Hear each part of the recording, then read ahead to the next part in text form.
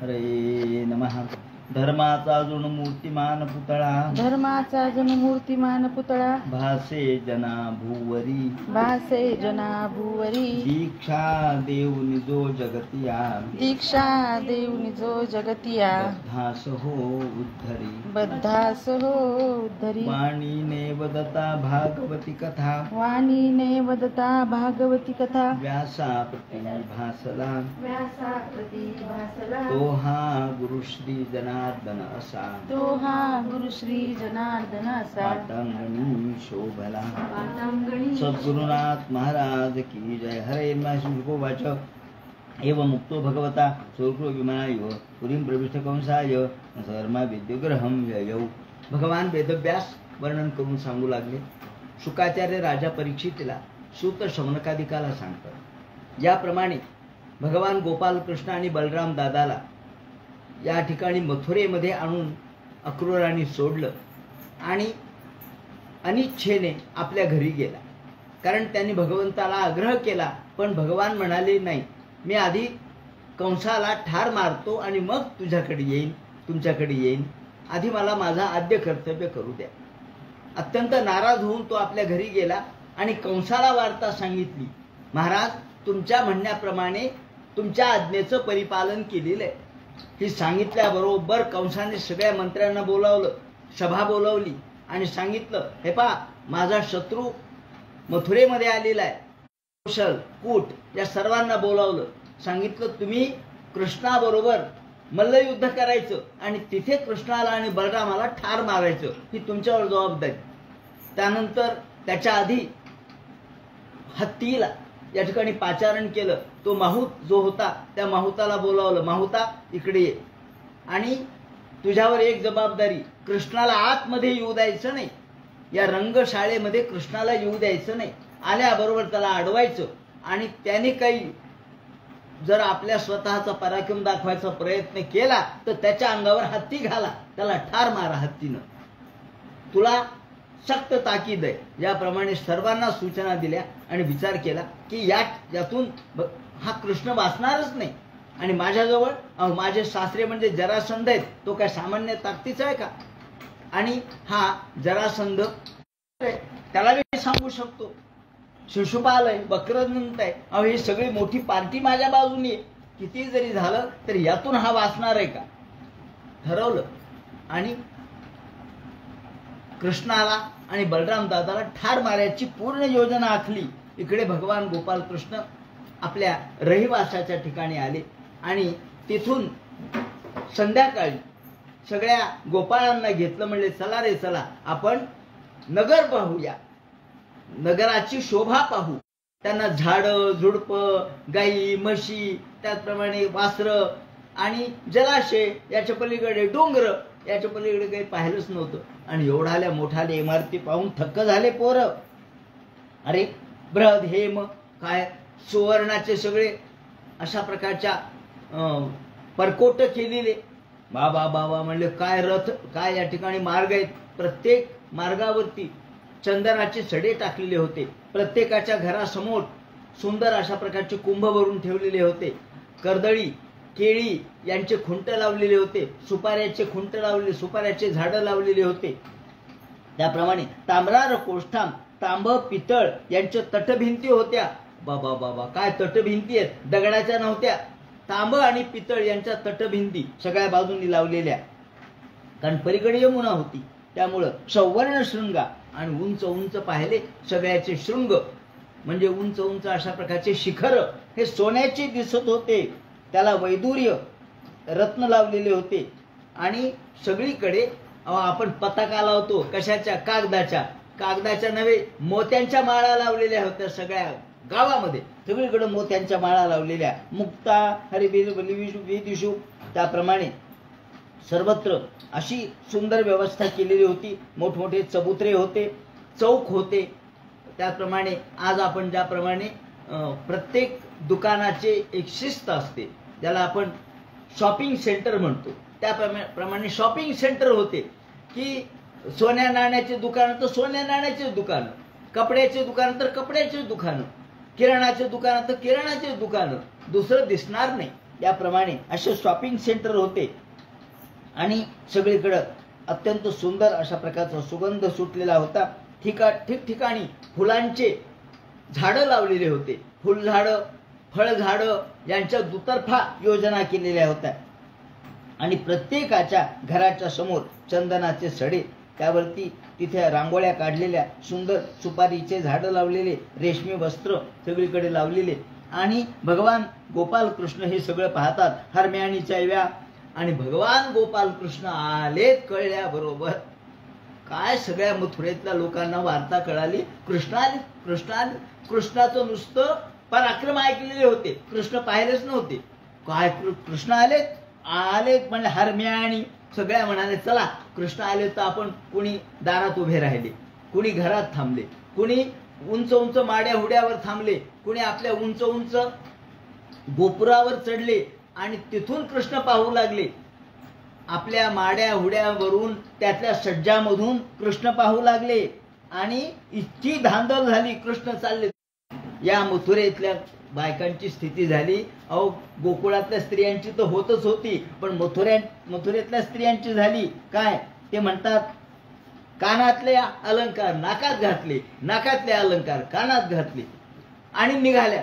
कोण काय म्हणल, कोणाला काय वाटेल याचा विचारच केला नाही. अहो एक जण म्हणले अहो बुगडी, आणि तुम्ही बुगडी कुठे घातली हो, नाकात घातली, नाकातली नस कानात घातली. अहो म्हणले कृष्ण पाहायचा, एवढी गडबड झाली.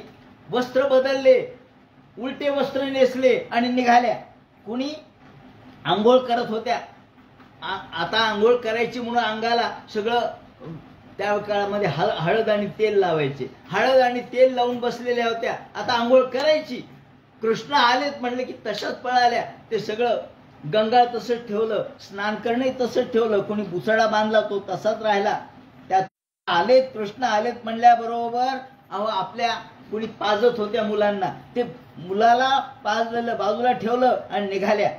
कुणी आपल्या पतिराजांची सेवा करत होत्या, कुणी त्यांना जेवण वाढत होत्या, ते तसंच निघाल्या. स्वयंपाक करता करता निघाल्या. त्याप्रमाणे असं म्हणतात की एक बाई लोणचं घालत होती म्हणे आणि तिच्या समोर बरणी होती. आता लोणचं घालायचं म्हणून बरणी केलेली तेव्हा, आणि तेवढ्यात तिची एक लहान मुलगी होती, तिचं नाव होता हरणी. ती रडायला लागली.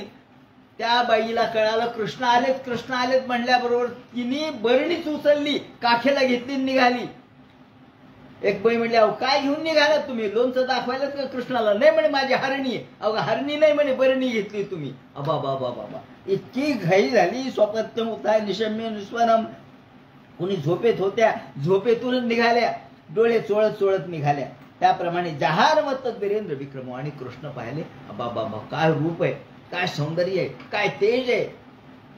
ज्याप्रमाणे एखादा लहान हत्ती असावा त्याप्रमाणे ताकद असलेली बलरामन. हा हा हा, तो जो आहे ना गोरा तो बलराम आहे आणि हा काळा आहे ना तो कृष्ण आहे. अहो या काळ्या कृष्णाने पुतना मारली, तृणावर्त मारला. अहो 7 दिवस गोवर्धन धारण केला. अहो यांनी यांनी यांनी. आणि तो बलराम आहे, त्यांनी प्रलंबासूर मारला, त्याप्रमाणे धेनुकासूर मारला. आनंदमुय. आणि कृष्णाकडे पाहताना एवढ्या तल्लीन झाल्या की आपण काय पाहू लागलो, आपण कुठे आहेत, आपण काय सोबत आणलंय. हातामध्ये अक्षता घेतल्या होत्या सगळ्या बायकांनी, कुणी फुलं घेतले होते. कृष्णाच्या अंगावर आपल्या समोरून जाता जाता जसं पालखी चालली म्हणजे आपण फुलं वाहतो त्याप्रमाणे कृष्णाच्या अंगावर फुलं उधळली, अक्षता टाकल्या, गंध वगैरे टाकलं आणि ताबांतरून प्रमुदिता आणि आनंद वाटला सर्वांना. कृष्ण निघालेत, कृष्ण चालले. कृष्णाचं रूप सौंदर्य, त्याप्रमाणे लावण्य, त्याचा पराक्रम हा सगळा डोळ्यांनी पाहत होत्या, थक्क झाल्या त्या आणि कृष्णाच्या रूप सौंदर्याने मोहित झाल्या. रजकम. तेवढ्यात कृष्णाबरोबर सगळे गोपाळ होते आणि ते म्हणले अहो आपण चाललोच कुठं, म्हणजे नगर पाहायला. आणि नगरामधले लोक काय म्हणे, छान छान प्रकारचे कपडे घालून आलेत, चांगल्या इस्त्रीचे नवे कपडे घालून आलेत आणि आपण जुन्याच कपड्यावर आहेत म्हणले. कृष्णा आपल्याला खेड्यात आपल्याला काय फाटकं तुटकं घातलेलं, जुनं पानं घातलेलं. कृष्ण म्हणजे नवे कपडे पाहिजेत का. हो म्हणे.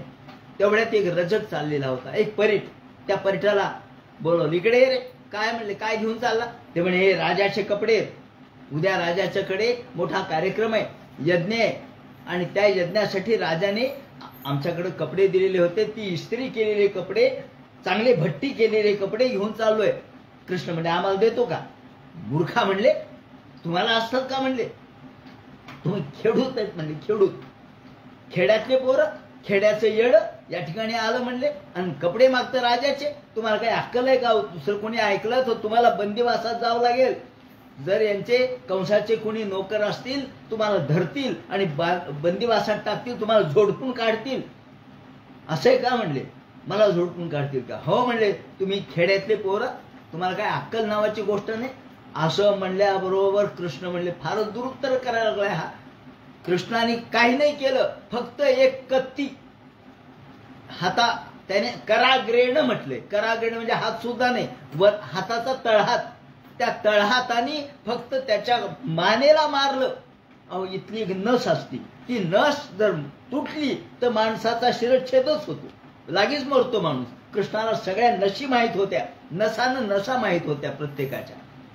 त्यांनी ताबडतोब कत्तीने एक त्यांच्या मानेवर मारल्याबरोबर तो गळाच तुटला, त्याचा मानच तुटली, धाड दिशेने त्याचं शिर खाली पडलं. खाली पडल्याबरोबर सगळे चकित झाले. हा का झाला? अरे अरे अरे अरे, रजकाला मारलं. काय म्हणले, या पोरामध्ये ताकद आहे. बघता बघता त्या रजकाला मारलं. काय म्हणे, कशामुळे मारलं? हो म्हणे, कृष्णाला तो देत नव्हता. असं म्हणल्याबरोबर पुढे वायक होता, वायक तंतुवायक म्हणजे टेलर, आजकालचा टेलर होता. त्याच्या हातामध्ये टेप वगैरे सगळं होतं. कृष्ण म्हणले, तुम्ही टेलर आहेत का? तंतुवायक. हो म्हणला. मग हे कपडे आम्हाला नीट करून द्या ना. हो म्हणले, मी करून देतो. राजाचे, आता राजा मोठा आहे, पण त्याचे कपडे सगळ्या मुलांना योग्य बसतील असं करून द्या. तो म्हणला, लगेच करून देतो. त्यांनी ताबडतोब कृष्णाच्या सगळ्या मुलांना, गोपाळांना योग्य त्यांच्या मापाचे कपडे करून दिले. सगळ्यांच्या अंगामध्ये ते कपडे, वा, सगळे बघू लागले, काय कपडे, काय लत्तेत. पुढे मालाकार होता, माळी होता, माळी, फुलांचे दुकानं होते. त्यांनी पाहिलं, अरे त्या गोपाल कृष्णाला सगळ्या माळा अर्पण करा. सुगंधी फुलं, माळा, त्याप्रमाणे वेण्या, ह्या सगळ्या कृष्णाला अर्पण केल्या. सुगंध सुटला. श्रीकृष्णाने त्याला सांगितलं, तुझ्याकडची संपत्ती 7 जन्म संपणार नाही. श्रीरामा असं तसं नाव होतं मालाकाराचं. त्याप्रमाणे हा रजकाला ठार मारल्यानंतर तंतुवायकालाही भगवंताने आशीर्वाद दिला आणि या मालाकारालाही आशीर्वाद दिला. त्यानंतर तत सुदाम्नो भवनम, त्यानंतर पुढे जाता जाता जाता कृष्ण, आता सुंदर रूप होतं कृष्णाचं आणि सगळे गोपाळे कृष्णासोबत सुंदर दिसू लागले. ताबे स्वलंकृतो प्रीतो, आता अलंकार घातले, दागदागिने घातले, अहो माळा घातल्या सगळ्यांनी. सगळ्या लहान लहान मुलांनी सुद्धा अंगात माळा घातल्या. कृष्णाला तर माळा दिल्याच त्यांनी, पण सगळ्या मुलांनी माळाच अंगात घातल्या आणि हार वगैरे घालून शोभू लागले. सोपी बबरे चलाम भक्तीम. तेवढ्यात समोरून एक कुब्जा येत होती. तिला अष्टवक्राय म्हणतात, कुणी त्रिवक्राय म्हणतात. ही कुब्जा ती एका बाजूला निघाली म्हणजे तिरपी निघाली म्हणजे ती नीट पोहोचत असे. तिला तिरप निघावं लागायचं, रस्ता असा सरळ जाता येत नव्हतं. जाता जाता जाता तद भक्ती सौहार्द अथवा व्रजन राजपथे न माधव, हा त्या राजपथानी अर्थात मुख्य रस्त्याने भगवान निघाले. विलोक्य कुब्जाम युवती उंबराननाम, ही अष्टवक्रा 8 ठिकाणी वाकडी, किंवा कुणी म्हणतात त्रिवक्रा, 3 ठिकाणी वाकडी. गोपाल कृष्ण 3 ठिकाणी वाकडाच आहे आणि ही वाकडीच आहे. ते म्हणे, अरे ही तर आपल्यापेक्षा वाकडी दिसायली. ते म्हणले, अगं तुमच्या बाईसाहेब कोण आहेत तुम्ही? ते म्हणे, माझं नाव कुब्जा आहे, पण मी 8 ठिकाणी वाकडी आहे, कुबडी, मला नीट चालता येत नाही. तुम्ही कुठे निघालात? अहो म्हणले, कंसाला माझा हा अंगबिले पण फार आवडतं. माझ्याजवळ जे गंध तयार करते मी, ते आगरू गंध, जे इतकं सुंदर लेपन असतो तो अंगाला लावतो आणि त्याचा सुगंध सुटतो. माझ्यासारखं गंध कोणाला करता येत नाही, कंसाला ते आवडतं, म्हणून मी घेऊन चालले. आणि तुम्ही असे वाकडे करून चाललात. हो म्हणले, काय करू, खूप वैद्य झाले, सगळे हाकीम झाले, सगळे प्रयत्न झाले, कोणी काही करू शकलं नाही. माझा वाकडेपणा कुणी घालवला नाही. आणि पाहिल्याबरोबर ती म्हणली, मी कंसाला घेऊन चालले हे, पण मी आता हे तुम्हालाच अर्पण करते. तुम्ही दिसायला सुंदर आहात, मला माझं हे विले पण मी तुम्हाला अर्पण करते. आणि रूप पेशल माधुर्य झाली. जे परिश्रमातलं केलेलं जे चंदन आहे, आगरू आहे ते आपल्याला समर्पित केलं, आपण हिला काहीतरी दिलं पाहिजे. कृष्ण म्हणाले मग मी करू का म्हणे प्रयत्न. म्हणे काय. मी थोडासा प्रयत्न असा करतो की पद्म्याक्राम्य प्रपदे, मी असा विचार करतो की तुम्हाला मी नीट करू शकतो. म्हणजे करू शकता. हो, काय करणार तुम्ही. मी करतो म्हणे. पहा, असं म्हणल्याबरोबर श्रीकृष्णाला एक उल्लापन विधान विद्या येत होती. आता कृष्ण ते ईश्वरच आहे, पण असं म्हटलंय एकानी की उल्लापन विधान विद्या. उल्लापन विधान विद्या म्हणजे काय. वाकडी वस्तू नीट करणे हे कृष्णाला येत होतं. असं म्हणल्याबरोबर कृष्णाच्या त्या उल्लापन विधान विद्येने कृष्णाने तिच्या डाव्या पायावर आपला पाय दिला. पद्भ्याम आक्रम्य प्रपदे, आणि आपल्या 2 बोटांनी तिच्या या हनवटीला एक झटका दिला. तो झटका दिल्याबरोबर खालून दाब आणि वरून झटका दिल्याबरोबर एकदम ती नीट झाली. अहो, नुसती सरळ नाही झाली, ती एखाद्या लक्ष्मीसारखी दिसू लागली. ते म्हणतात तातद्रजू समान अंगी बृहत शोणी पयोधरा. रूप सौंदर्य हे तिचं एकदम चमचम चमचम चमकू लागलं. अहो, नवीन पैठणी तिला आली. ती म्हणली हा पैठणी कधी आली. कृष्णाचा स्पर्श झाल्याबरोबर प्रमोदोत्तमा सुंदर अशा प्रकारच्या लक्ष्मीसारखं रूप तिला प्राप्त झालं. रूप झालं, त्याचप्रमाणे सौंदर्य झालं. ती स्वतःकडेच पाहू लागली. अरे, माझं रूप काय बदललंय, माझं सौंदर्य किती आलंय मला. ही वीर. आणि मग म्हणली कृष्णा, तुम्ही माझं चित्त मोहित केलं, माझ्या घरी चला. नाही, हातच धरला त्यांचा.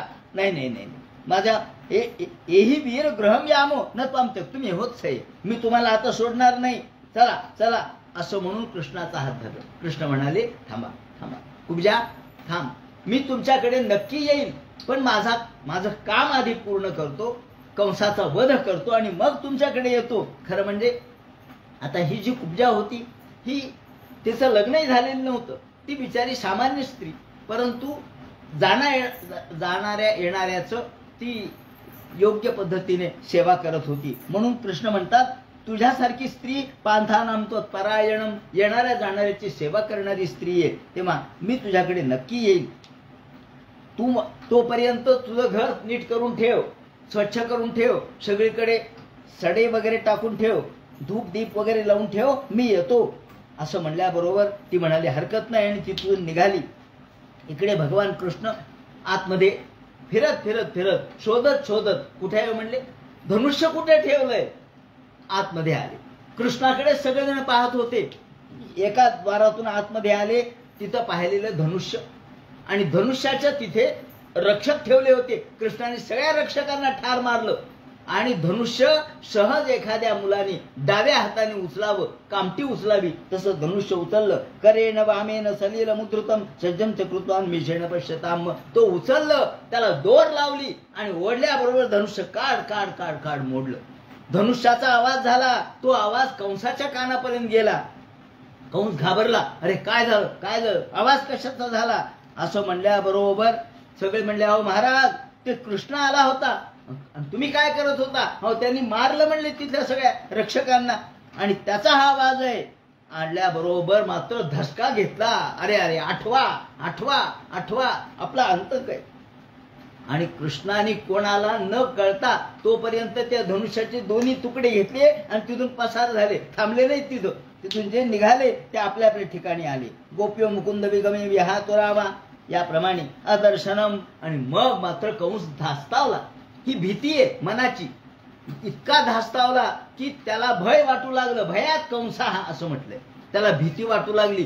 कुठेही कृष्णाचं रूप दिसू लागलं. जसं या संताजी धनाजींना, हे संताजी धनाजीच्या चे घोडे या मुस्लिम सैन्याला दिसत होते, औरंगजेबाच्या सैन्याला. जसे संताजी धनाजी पाण्यात दिसत होते, त्यांच्या सैन्यातल्या घोड्यांना सुद्धा पाण्यात दिसायचे, तसे कृष्ण सगळ्या गोष्टीमध्ये दिसू लागले.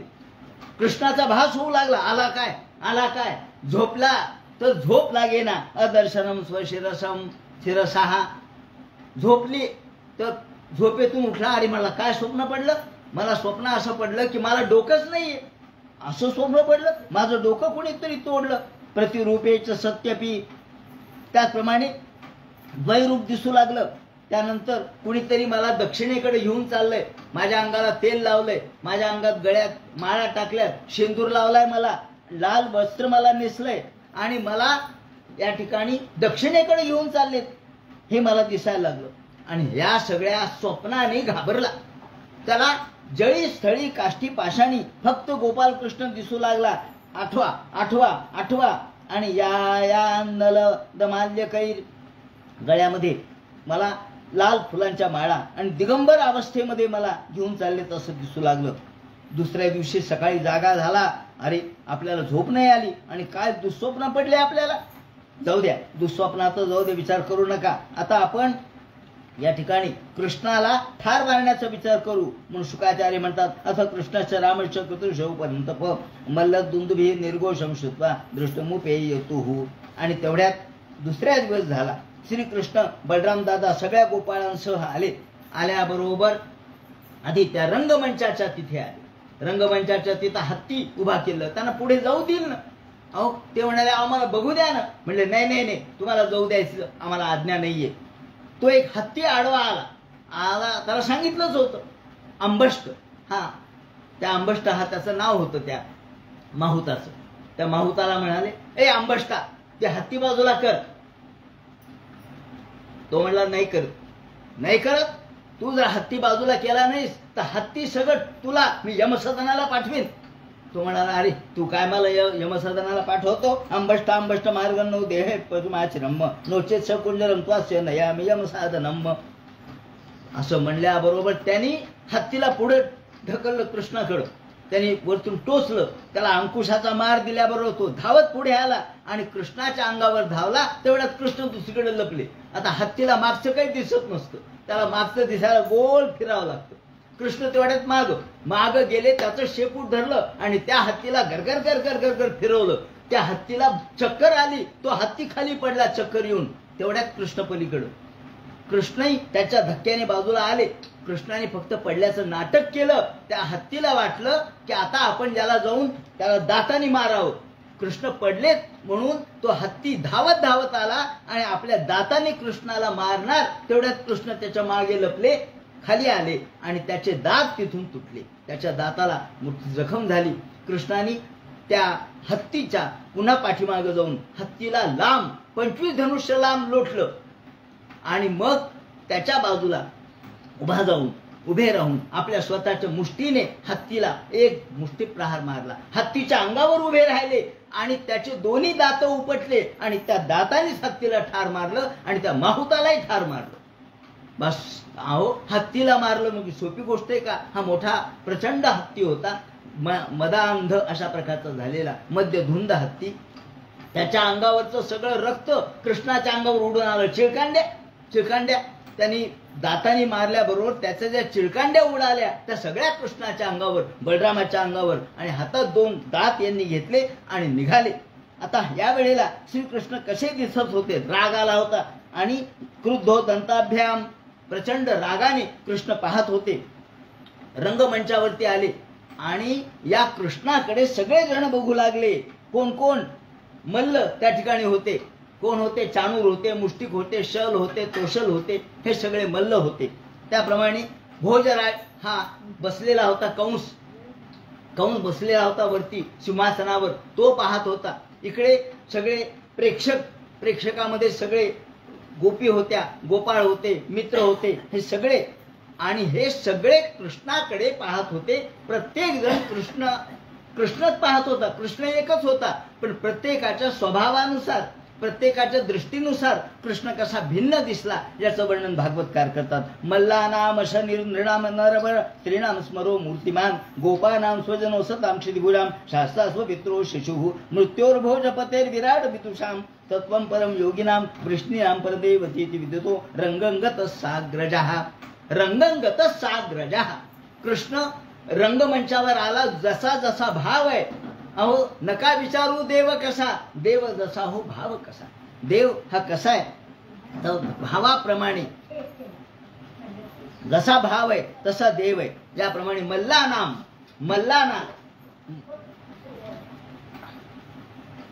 मल्लाना तो कसा दिसला. असं नृणाम, अहो हा पर्वत आहे असं वाटलं. अशनी मल्लांना असं वाटलं की हा इंद्राच्या हातातलं वज्र आहे. कृष्ण हा वज्र रूप दिसला. आता आपलं काही खरं नाही, आपण किती ताकदवान असलो तरी हे वज्रासारखं आहे. अशा नरनाम नरवरा हा सगळे राजे लोक जमले होते. ते राजा लोकांना वाटलं हा प्रत्यक्ष सम्राट आहे. स्त्रिया होत्या, स्त्रियांना वाटलं हा मदनाची मूर्ती आहे. प्रत्यक्ष मदनच उभा राहिलेला आहे. आणि गोपाळ होते, ते म्हणजे आपला मित्र आहे हा. गोपाळांना मित्र दिसला. आणि क्षितिभुजाम शास्त्रा स्वपित्रो शिशु पिता म्हणजे हे नंद आले होते. वसुदेव तर बंदिस्तच होते, नंद आले होते, यशोदा आली होती. त्यांना वाटलं आपला मुलगा आहे. कोणाला मुलगा वाटला, कोणाला मित्र वाटला, कोणाला मदन वाटला, कोणाला प्रत्यक्ष राजा वाटला, तर कोणाला हा इंद्राचं वज्र वाटलं. आणि तत्वम परम योगी नाम योगी लोक आले होते. योगी लोक म्हणाले की हे प्रत्यक्ष भगवान परमात्म तत्व आहे, हे या ठिकाणी मूर्तिमंत होऊन उपस्थित आहे. याप्रमाणे आणि वृष्णीनाम परदेवते, सगळे वृष्णी कुलांना देखील हा आपलाच आहे असं वाटलं. पण कंसाला वाटलं माझा मृत्यू समोर आहे. ते म्हणतात मल्लानाम अशनिंद्रनाम नरबर स्त्रीणाम स्मरो मूर्तिमान गोपानाम स्वजनोसताम क्षितिभुजाम शास्त्राम सोपित्र मृत्योर भोजपते. भोजपतीला हा प्रत्यक्ष मृत्यू वाटला. कृष्ण एकच आहे, प्रत्येकाला भिन्न वाटला. आणि कृष्ण त्या रंगमंचावर आल्याबरोबर चाणूर म्हणाला, ए कृष्णा माझ्या बरोबर आता मल्लयुद्ध खेळायचंय. कृष्ण म्हणाले तुमच्या बरोबर? अहो तुम्ही किती मोठे, मी किती लहान. ते लहान बिहान माहित नाही. अहो कुवलया पीठ काय लहान होता का म्हणले. एवढा मोठा कुवलया पीठ हत्ती तुम्ही ठार मारला, हा काय लहान होता? तसं काही माहित नाही. ते म्हणले आम्ही खेड्यातले पोरं, आम्हाला कुठं कुस्त्या जमतात, आम्ही आपले खेड्यातले पोरांच्या मध्ये खेळणारे, तुमच्या पद्धतीची कुस्ती आम्हाला जमत नाही, तुम्ही दुसऱ्या बरोबर खेळा. नाही नाही म्हणे तुझ्या बरोबरच खेळायचं. आणि हा बलराम ह्या मुष्टिका बरोबर खेळेल. कृष्ण म्हणाले हरकत नाही.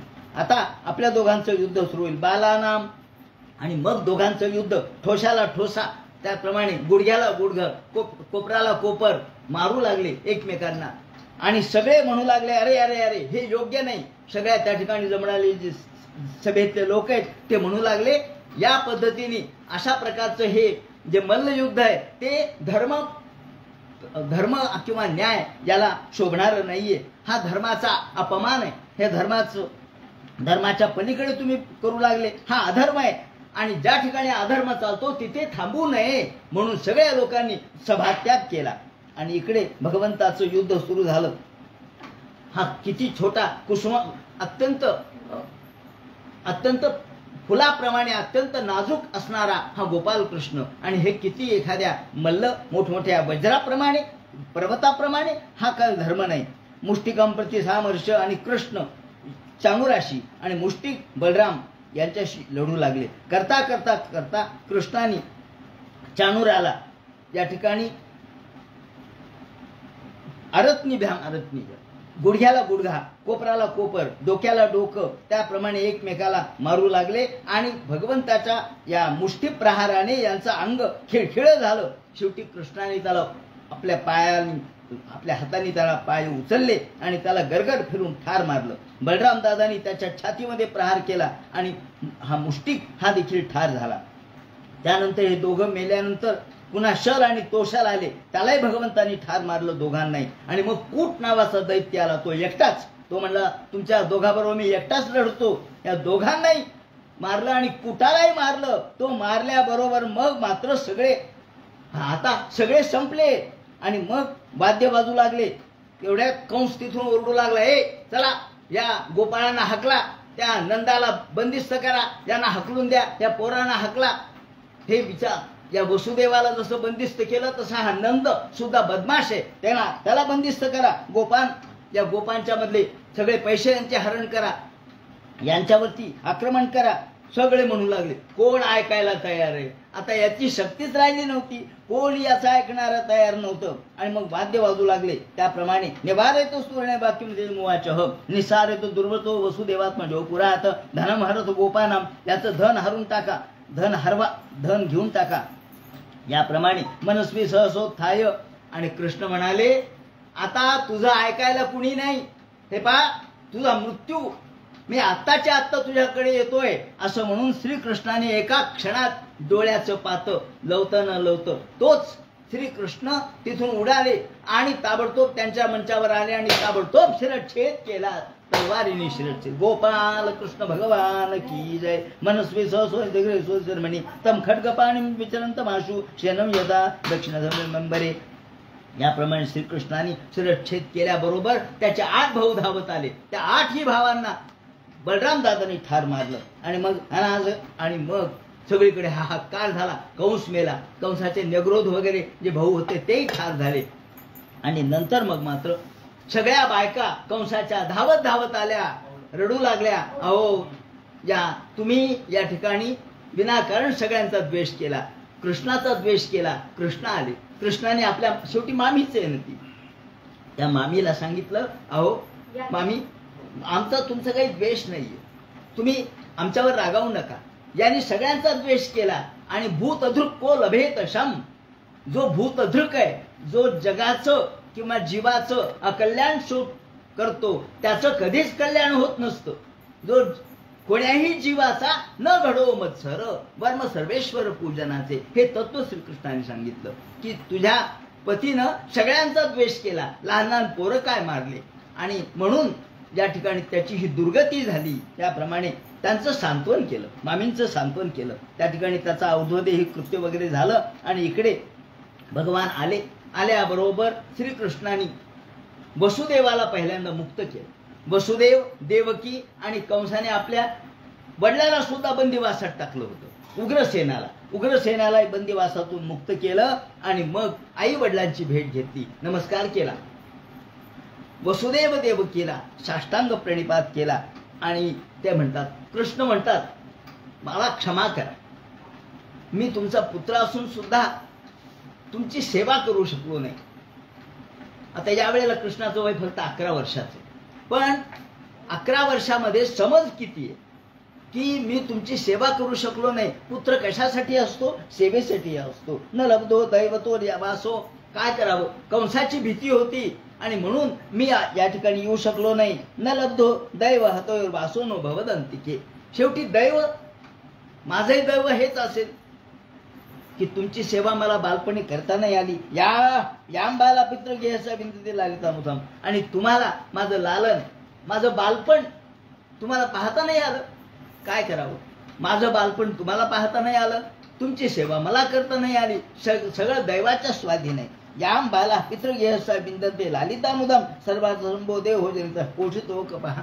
आणि मग मात्र श्रीकृष्ण म्हणतात की जो मुलगा आपल्या आई वडिलांना सांभाळत नाही, जो मुलगा आपल्या आई वडिलांना धन देत नाही, किंबहुना त्यांना एखाद्या वृद्धाश्रमात लोटतो, तो स्वतःच मांस खातो. वृत्तींना दद्या तम प्रेत्य स्वमांसम खादयंती हो. कृष्णाने स्वतः शब्द वापरलेत की जो आई वडिलांना सांभाळत नाही तो स्वतःच मांस खातो, इतका वाईट आहे. मातरम पितरम वृद्धम भार्या साधून सुगम शिशुम. जो आई वडिलांना सांभाळत नाही तो मुलगा काय कामाचा. आणि म्हणून मोघमेते व्यतिक्रांत. अरे सगळे माझे दिवस वाया गेले. मोघ म्हणजे वाया जाणे. माझे सगळे दिवस आतापर्यंतचे 11 वर्ष आयुष्यातले वाया गेले. मी तुमची सेवा नाही करू शकलो. व्यतिक्रांता दिवसा वामनर्चतो हो. आणि म्हणून मला क्षमा करा. कृष्णाने क्षमा मागितली आई वडिलांची. आणि म्हणून शुकाचार्य म्हणतात, परीक्षिते याप्रमाणे आणि आई वडील अर्थात देवकी आणि वसुदेव यांच्या डोळ्यातून तर धाराच लागलेल्या होत्या. ज्या डोळ्यातून घळघळ धारा लागल्या त्या धारेने श्रीकृष्णाला भिजवून टाकलं, बलराम दादाला भिजवून टाकलं, जणू काही स्नानच घातलं. आणि देवकीच्या अंतरंगामध्ये पान्हा देखील फुटला. त्याप्रमाणे सिंचनता मुसाबे स्नेह पाशणीचा व्रतो आणि त्यांना घट्ट मिठी मारली, आलिंगन दिलं. आणि आहचा आसमान महाराज. आणि मग मात्र श्रीकृष्ण म्हणाले की या उग्रसेनाला म्हणाले, उग्रसेना आता हे राज्य तुमचं. उग्रसेन म्हणले, अहो तुम्ही राजा व्हा. नाही म्हणे, ज्याप्रमाणे ययातीनी शाप दिलेला आहे त्याप्रमाणे मला राज्याचा अधिकार नाही. म्हणून मै भृत्योपासीने, मी तुमचा सेवक म्हणून राहील. पहा, कृष्ण जगाचे स्वामी, विश्वात्मा, पण ते म्हणतात मी तुमचा भृत्य आहे, सेवक आहे, तुमचा नोकर आहे मी आणि तुम्ही मालक आहे. याप्रमाणे सगळ्या ज्ञाती बांधवांना बोलावलं आणि सांगितलं, कंसामुळे तुम्ही सगळे भयाकुल होता. तेव्हा आता कोण कोण होते? यदू होते, वृष्णी, अंधक, मधु, दाशार आणि कपूर. एवढे कुल आहेत सगळे मिळून. हे सगळे एकच आहेत, पण प्रत्येकाचे भिन्न भिन्न स्वरूप आहेत. त्यानंतर भगवान गोपालकृष्णांनी मग नंदाला बोलावलं. पहा, याला म्हणतात समज. नंदाला बोलावलं, यशोदेला बोलावलं आणि त्यांना वस्त्र, प्रावरण, अलंकार, दागिने यांनी त्यांना अलंकृत केलं. आंदण दिलं, त्यांना नमस्कार केला.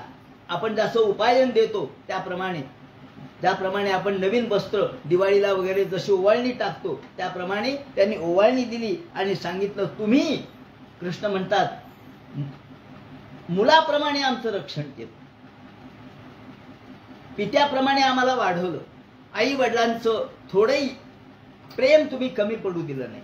आई वडिलांचं प्रेम तुम्ही आम्हाला दिलं. यशोदेनी आईचं प्रेम दिलं, त्याप्रमाणे नंदाने वडिलाचं प्रेम दिलं. एक थोडंही त्यामध्ये कमीपणा केला नाही. म्हणून पितृविवाभ्याम स्निग्धाभ्याम. आणि आमचं लालन पालन केलं. कसं स्निग्ध. आम्ही किती खोडकर, आम्ही किती बदमाश, पण तुम्ही आमच्या सगळ्या खोड्या वरती पांघरून टाकलं. स्निग्ध प्रेमाने आमचं रक्षण केलं, आमचं लालन केलं, पालन केलं आणि पित्यापेक्षा जास्त प्रेम केलं. असं म्हटलंय, पित्रोरभ्यधिका प्रीती. पित्यापेक्षाही जास्त प्रेम केलं. कुणी नसून सुद्धा त्यांना आपल्या मुलाप्रमाणे वाढवते. तीच खरी आई, तोच खरा बाप की जो आपल्या इतरांना सुद्धा आपल्या पुत्राप्रमाणे वाढवतो. शिशून बंधू कल्पय पोषण रक्षणे. याप्रमाणे तुम्ही आम्हाला एवढं केलं. आता म्हणून तुम्हाला आम्ही त्यांचा सत्कार केला, वस्त्र दिले, अलंकार दिले, प्रावरण दिले आणि हात जोडले, नमस्कार केला. नंद रडू लागले. नंदाला आणि यशोदेला डोळ्यातून अश्रुधारा, अश्रुखंड होईना, अश्रुधारा वाहू लागल्या. ते अश्रू देखील त्यांना थांबवता येईनात. त्यांचा ऊर भरून आला आणि ते रडू लागले. पूरयन अश्रुभीर नेत्रे. डोळ्यातून अश्रुधारा येऊ लागल्या, हृदय दाटून आलं. आणि मग श्रीकृष्ण म्हणाले, आता तुम्ही जा, आपापल्या ठिकाणी गोकुळामध्ये परत जा. मला आता माझे पुढचे उद्योग आहेत ते मला करायचे, पुन्हा केव्हा तरी मी येईन म्हणून कृष्णाने सांगितलं. आणि पुरोधसा ब्राह्मणेश्च. त्यानंतर भगवंताची मुंज झालेली आहे. मुंज झाल्यानंतर ते म्हणतात, या वेळेला वसुदेवानी कृष्णाचा जन्म झाला, बलराम दादाचा जन्म झाला, त्यावेळेला मनोदत्त, प्रत्यक्ष जरी झालं नाही तरी मनाने, देवा या मुलांना वाचव.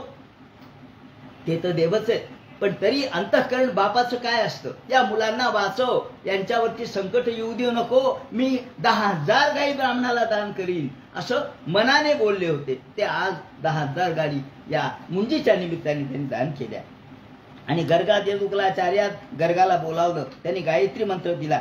आणि भगवान गोपालकृष्ण आणि बलराम दादा दोघेही उज्जैनला, या ठिकाणी अवंतिका नाव आहे उज्जैनचं, उज्जैन या ठिकाणी सांदीपनी गुरुच्या घरी गेले. काश्यगोत्री होते ते. या सांदीपनी गुरुच्या घरी जाऊन त्यांनी विद्या ग्रहण करण्यासाठी, देव जरी होते तरी देवाला गुरुच्या घरी जावंच लागलं. गुरुगृही जाऊन त्यांनी विद्या आत्मसात केली. प्रोवाच वेदाखिलान. काय काय शिकले कृष्ण? अहो म्हणले, वेद शिकले, उपनिषद शिकले, शास्त्र शिकले, भाष्य शिकले, त्याप्रमाणे सगळं ज्ञान शिकले, अनेक प्रकारच्या भाषा शिकले, अनेक भाषा, परदेशातल्या भाषा शिकले.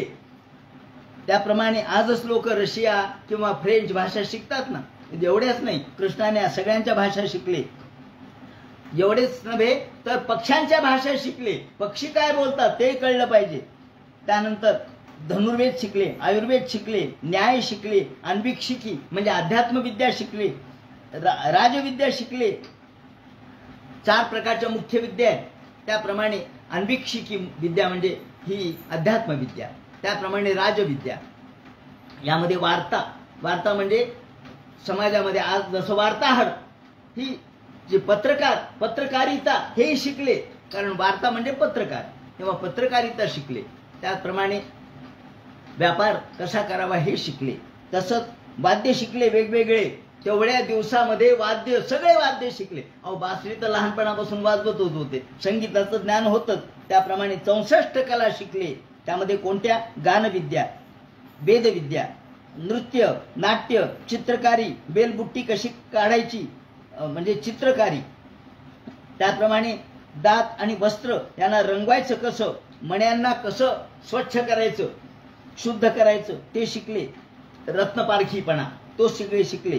त्याप्रमाणे बांध कसे घालावेत, ज्याला आपण बंडिंग म्हणतो, हे सगळे बांध कसे घालावेत म्हणजे तळे कसे बांधावेत हे शिकले.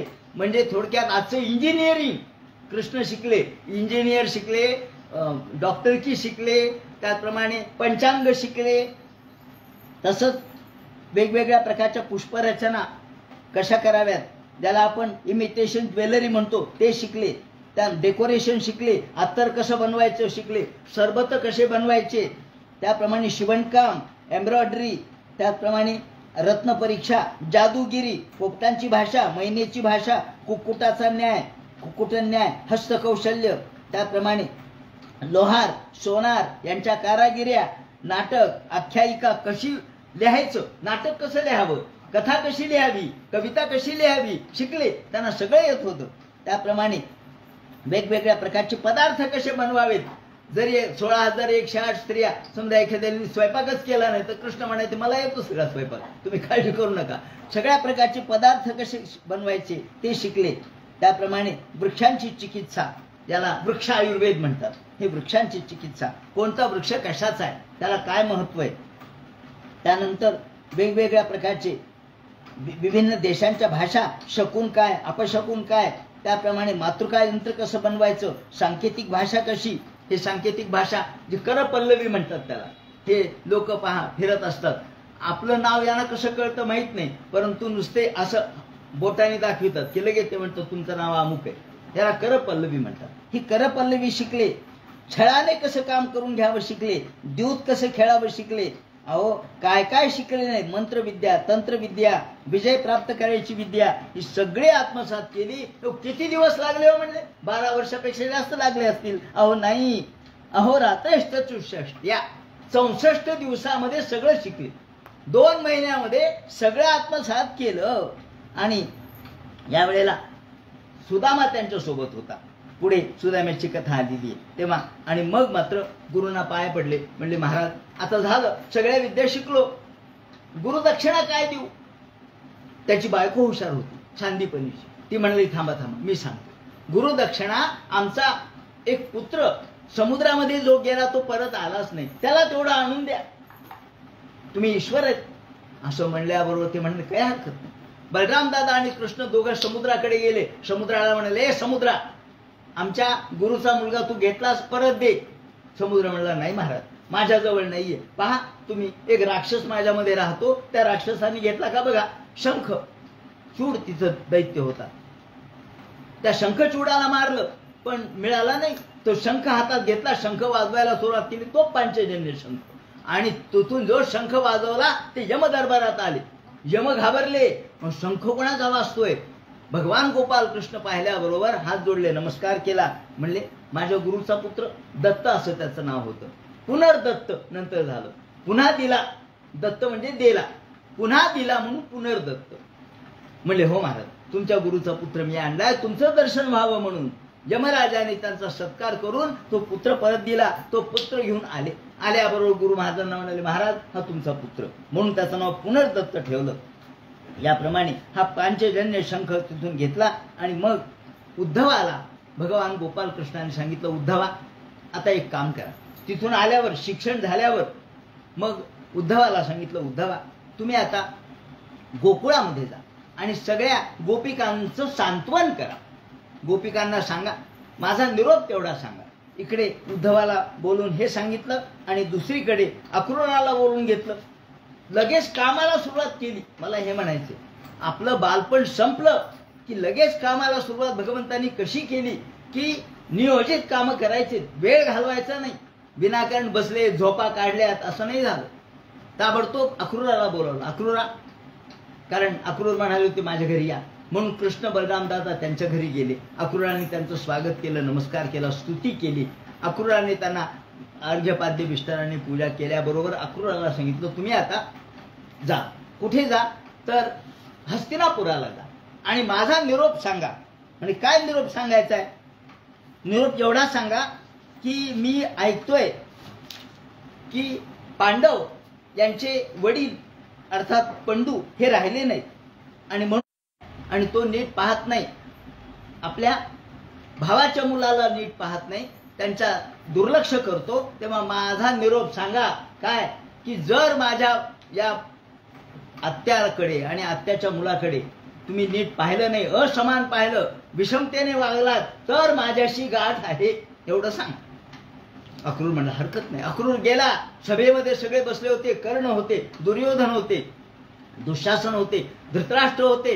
हे सगळे बसलेले असताना कृष्णाच्या ठिकाणी कृष्णाचा निरोप त्यांनी सांगितला की कृष्ण म्हणाले तुम्ही माझ्या आत्तेकडे नीट पाहत नाहीत. एखाद्या या लांडग्यांच्या कळपामध्ये शेळी असावी तशी तिची दुर्दैन्य तुम्ही केली. अनेक वेळेला त्याला भीमाला मारण्याचे प्रयत्न केले. तेव्हा तुम्ही असं वागू नका, नाहीतर माझ्याशी गाठ आहे एवढं सांगितलंय. आणि मग मात्र धृतराष्ट्र म्हणतो नाही नाही नाही, आम्हाला माहित आहे गोपाल कृष्ण हे अवतीर्ण झालेले आहेत, ते दुष्टाच्या संहारासाठी आम्ही ऐकतो. पण काय करू म्हणले, मी दुर्योधनाच्या हातात आहे. तेव्हापासून ते एकच शब्द होता, मी माझ्या पुत्राच्या स्वाधीन आहे. मी काय करू, मी आंधळा आहे, मी माझ्या पुत्राच्या स्वाधीन आहे. ते म्हणले पहा तुम्हाला कृष्णाने निरोप दिला तेवढा मी सांगितला. त्यानंतर श्रीकृष्णाने इकडे हा अक्रूराला पाठवलं आणि दुसरीकडे कृष्ण आणि उद्धव हे कुब्जेच्या घरी गेले. कुब्जेने त्यांचं स्वागत केलं आणि कुब्जेला सांगितल्याप्रमाणे कुब्जेने सगळी तयारी करून ठेवली होती. पलंग वगैरे सजवून ठेवलेला होता. फुलांचे ताटवे मांडलेले होते. अत्तरदाण्या, गुलाबदाण्या सगळं तयार करून ठेवलेलं होतं. चंदनाचे सडे टाकले होते. श्रीकृष्ण गेल्याबरोबर तिने स्वागत केलं. उद्धव आणि कृष्ण दोघांचाही पादसंवाहन केलं. त्यांना कृष्णाला कपडे वगैरे अर्पण केले आणि कृष्णाला आपल्या या ठिकाणी मंचकावर नेलं. उद्धव मात्र मंचकावर बसला नाही. उद्धव मंचकावर बसायचा आग्रह केला पण तो खाली बसला, पाय पुसण्यावर बसला. उद्धव मला हे सांगायचं की आपली लायकी ओळखली पाहिजे की कृष्णाच्या पुढे मी नाही बाबा, कृष्ण असतील तर त्यांच्या पायाशी मी आहे. तो त्यांच्या पायाशी बसला आणि हा कृष्ण मात्र पलंगावरती बसले आणि तिच्याबरोबर श्रीकृष्णाने त्यांची इच्छा परिपूर्ण केली. याप्रमाणे उद्धवाला सांगितलं की आता तुम्ही गोकुळात जा आणि या सर्व गोपिकांचं सांत्वन करा. गोपिकांचं सांत्वन करा. उद्धवा शांतवन कर जा त्या गोकुळवासी जनांचे. त्या गोकुळामध्ये जा आणि सगळ्या गोपींचं सांत्वन करा. का मदर्थे त्यक्त लौकिका, हा माझ्यासाठी ज्यांनी सगळा लौकिक सोडला अशा या गोपिका आहेत. उद्धव रथ सिद्ध करून आला. गोकुळामध्ये आल्याबरोबर काय चाललं होतं त्याचं वर्णन त्यांनी केलेलं आहे. सगळीकडे संध्याकाळ झालेली होती आणि सगळे गुरं वासरं आपल्या घरी परत येत होते. त्यांची धूळ सगळ्या तिथे अंगावर त्याच्या आली. सगळी धूळ आकाशामध्ये गेलेली होती आणि गुरांचे आवाज, हंबरणे, वासरांचे हंबरणे, गायींचे हंबरणे, गायींचं वासराकडे धावणे आणि त्यांच्या आचळामधलं दूध सांडत होतं. इतक्या त्या दुधाने युक्त होत्या. बैल, गायी यांचं मोठमोठ्याने हंबरणं हे ऐकू येऊ लागलं आणि चुळून चुळून आवाज येऊ लागला आणि या आवाजामध्ये सगळ्या ठिकाणी गोपाल कृष्णाचे गाणी सगळ्या जणी म्हणत होता. अगदी गोविंद दामोदर माधवेती, हे गोविंदा, हे दामोदरा, हे माधवा. हे गाणं ऐकत ऐकत तो म्हणाला काय सुंदर वातावरण आहे, काय छान आहे. आणि असं म्हणून तो नंदाकडे आला. यशोदेने आणि नंदाने पाहिलं. नंदाने त्यांचं स्वागत केलं. या या या उद्धवा कुणीकडे आले. उद्धवा संध्याकाळ झाल्यामुळं त्यांना विश्रांती करू दिली. जेवण वगैरे झालं आणि मग गप्पा मारू लागले. नंद बोलू लागले. नंद म्हणाले काय त्या गोपालकृष्णाच्या लीला. यशोदा तिच्या डोळ्यामध्ये खूप अश्रू दाटले. म्हणे काय गोपालकृष्णाने, बलरामदादांनी काय लीला केल्या, खरोखर आमच्या डोळ्याचे पारणे फिटले. आम्हाला दर क्षणाला फक्त गोपालकृष्णच आठवतोय. आमच्या मनामध्ये त्यांनी शकटासूर मारला, त्यांनी प्रलंबासूर मारला, त्यांनी पूतनाचा ठार मारलं, त्याप्रमाणे त्यांनी पर्वत 7 दिवस हातावर धारण केला असे गोपाल कृष्ण अहो क्षणाक्षणाला तो गायींना काय चारायला न्यायचा, वत्स संचारण करून यायचा. त्या कृष्णाचं रूप आजही आम्हाला वाटतं की गायी येताना कृष्णाला घेऊन यायला की काय, पण कृष्ण दिसत नाही. आम्ही उद्विग्न होतो. आम्ही रात्र कृष्णाच्या नादामध्ये रडत राहतो. संपूर्ण आमचं अंथरूण ओलं होतं आणि कृष्णाच्या चिंतनामध्ये आम्हाला झोप येत नाही. आणि मग नंद सांगू लागले, पण कृष्णाला आमची आठवण होते का हो? असं विचारतात. कृष्णाने कधी आमची आठवण काढली का? कृष्ण तुमच्याशी बोलला असेल ना, गोकुळातल्या स्त्रियांची, गोकुळातल्या मुलांची, आमची. अहो गायी इतकं प्रेम केलं गायींनी, गायी त्यांना चाटायच्या. ते वासरं ज्या कृष्णाने त्या वासरांचं मुख हातामध्ये घेतलं, त्यांना चुंबन घेतलं, ते वासरं कृष्णाची आठवण काढतायत. त्या वासराची कधी आठवण, ज्या गायीचं दूध कृष्ण पिले त्या गायीची कधी आठवण काढली का? आमची कधी काढली का? आणि मग उद्धव म्हणतात, अहो गोपाल कृष्ण म्हणजे परब्रह्म आहे, ते ईश्वर आहे. तो सगळ्या पंचमहाभूतामध्ये भरून आहे, तो सगळ्याकडे व्यापक आहे. अत्यतिष्ठत दशांगुलम असा हा सहस्त्र मुख आहेत, त्याला सहस्त्र बाहू आहेत. तो नाही अशी जागा नाही. पण ते काही असो म्हणे, पण आम्हाला कृष्णाचं चरित्र, कृष्णाचं सौंदर्य आणि कृष्णाचं लावण्य, कृष्णाचे पराक्रम आजही आम्हाला आठवतात. आम्ही त्यातून विसरू शकत नाहीत. आणि हे बोलता बोलता रात्र झाली, हे झोपले. सकाळ झाली, 4 वाजता बायका उठायच्या. 4 वाजले, अजून सूर्य उगवायचा आहे, ब्राह्ममुहूर्त. आणि ब्राह्ममुहूर्तावर यांचं घुसळण सुरू झालं. लोण्याचं घुसळण, या ताटाचं दह्याचं घुसळण सुरू झालं. आणि घुसळण घुसळता घुसळता सगळीकडे गोपाल कृष्णाचेच स्वर, त्यांचेच गीत ऐकू येऊ लागले. थोडं थोडं फटफटलं, थोडं आता दिसू लागलं. आणि सगळ्या गोपिका म्हणू लागल्या, अहो नंदाच्या दाराच्या समोर एक रथ दिसतोय हो. नंदाच्या दारासमोर रथ आहे. रात्र दिसली नाही, रात्री लक्षात नाही आलं. सकाळ झाल्यावर थोडं फटफटल्यावर दिसायला लागलं. कोणाचा तरी रथ आहे. म्हणजे अक्रूर आला काय पुन्हा? अक्रूर पुन्हा आला काय?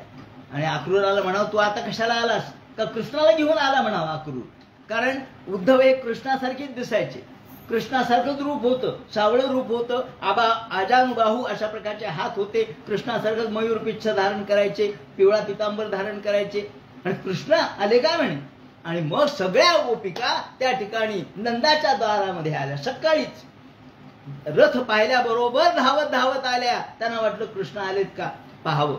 तर उद्धव आले. उद्धव म्हणाले, मी कृष्णाचा दूत आहे.